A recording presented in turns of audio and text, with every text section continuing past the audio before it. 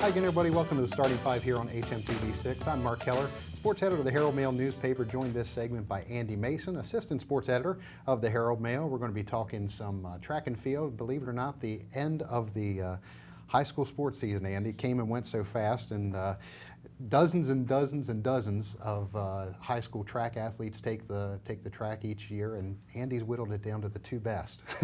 No pressure on you, I guess, right? No. Well, let's start with the boys athlete of the year, and that was in today's Herald-Mail, and also you can see all these online at herald-mail.com. And the boys athlete of the year was Nick Seabright from Boonesboro. Andy, huge year for him. Just such a versatile athlete, it seems like, with what he did this year. Oh yeah, I mean he. If you just look at the state meet, he won two events: the 110-meter high hurdles, the 300-meter intermediate hurdles. He got state silver, placed second in the pole vault, and also anchored Boonesboro's 4x100-meter relay team to second place. So he left the state meet with 2 golds and 2 silvers. You know, that's the Olympics for our track kids, and you know, he was the best.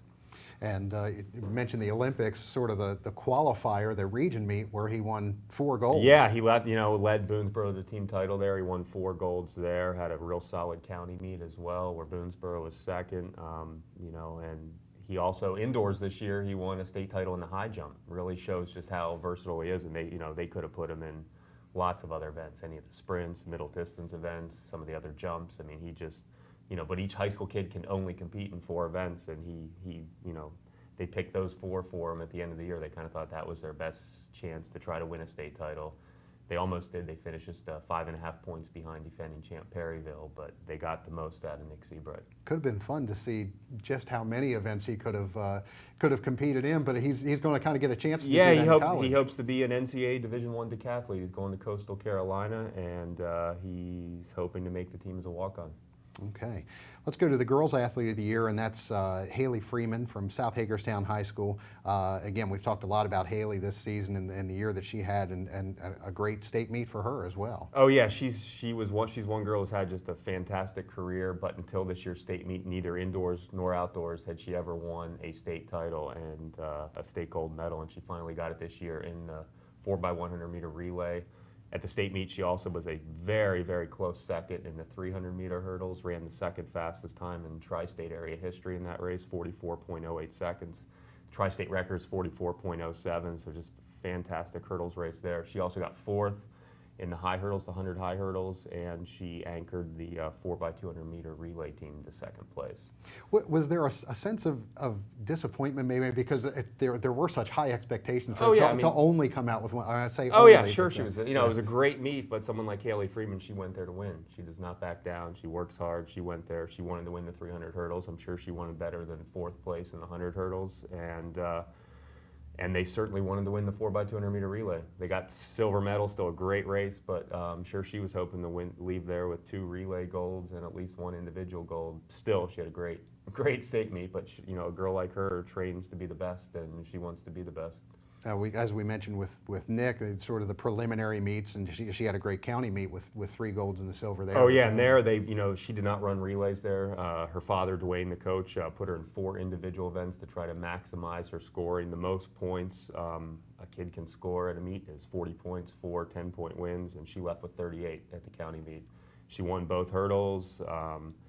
She won the 400-meter dash, and she got second to her teammate Keona Mency in the 100-meter dash. Again, with both of these athletes, with Haley and Nick that we're talking about, very talented athletes around them. They both had great team seasons as well, but when you're scoring 38, 40 points, you're really sort of elevating the team, aren't you? Oh yeah, I mean she carried them, especially we saw at the county meet. I mean 38 points. This was my 11th, I believe my 11th track and field season here with the Herald-Mail, and I don't think I've seen another athlete score that many points at the county meet.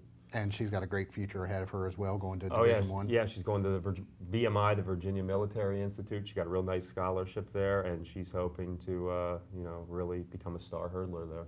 And leave South Hagerstown with her name in the record book 5 times. 5 events, yeah. 3 hurdles events, 100, 300, and the the seldomly run 400, which she did get to run this year at an invitational at TJ, and she was part of school records in the 4x1 and 4x200 meter relays. Well, let's talk about the coach of the year, and that's Becky Walter from Boonesboro, this seems to be a perennial thing for her, but you know, she does such an incredible job with the preparation, and I know one thing that you've always mentioned about her, the enthusiasm that she gets these kids to feel for the program down there. Oh yeah, kids in Boonesboro, you know, some kids have quit the baseball team to run track. You know, people want to be a member of that track team. I mean, it's you know, she's built a successful program, and you know, she doesn't have to, you know, recruiting's not a hard job for her right now. Well, you probably have a better idea as far as the preparation goes that she does. What are some of the things that she does in preparation for a meet? Well, especially the bigger meets. Well, she lets each kid know exactly what they have to do, and those kids know they have to do it. And you know, she gets these. You know, her passion becomes the kids' passion, and they want this as much as she does. And you know, as she says, they don't back down. Next year, Boonesboro going up from Class 1A to 2A. Big hurdle there. Oh, it'll be a big hurdle. I'm sure she'll have them ready. But just to go back to, you know, I don't know if we even said what Boonesboro did this year. You know, they won their third straight 1A girls team title outdoors. The boys finished second. You know, they kind of, you know, they're in the shadows of the girls team, but yeah, they finished second in the state. They swept the 1A West region titles. And for Becky, she was, you know, Becky's girls, they came out, they won the 1A team title in cross country, 1A team state title indoors, and then 1A outdoors. First county team to ever win all three in the same school year. And now, how difficult of a task is that going to be at the 2A level? Oh, it's going to be much more difficult. Yeah. Especially because they're losing a lot of seniors. But even if you take this year's teams and put them in 2A, they wouldn't have swept. Yeah. About 30 seconds left, Andy. Just real quick, want to mention any other kids that had fantastic years, because it wasn't just these two that. Yeah, well, the Williamsport boys, you know, they were the county team champions. You know, they competed in 2A, and you know, they didn't make a lot of noise at the end of the season in 2A, but they were the best team in the county. They were led by Nick Johnson, Cody Grams. Both those guys had great years. Williamsport girls, Cody's sister Megan Grams had a fantastic season in the distance and middle distance events. Maggie Sullivan from Boonesboro, great season. She was probably their leader at the state meet. Yeah, plenty of great performances all around. So, Andy, thanks for coming in, talking about that. You can check out Andy's stories online all this week, or from now on on Herald-Mail.com. Coming up here after the break, we're going to have Dan Kaufman in here to talk about high school tennis and lacrosse. Stay with us.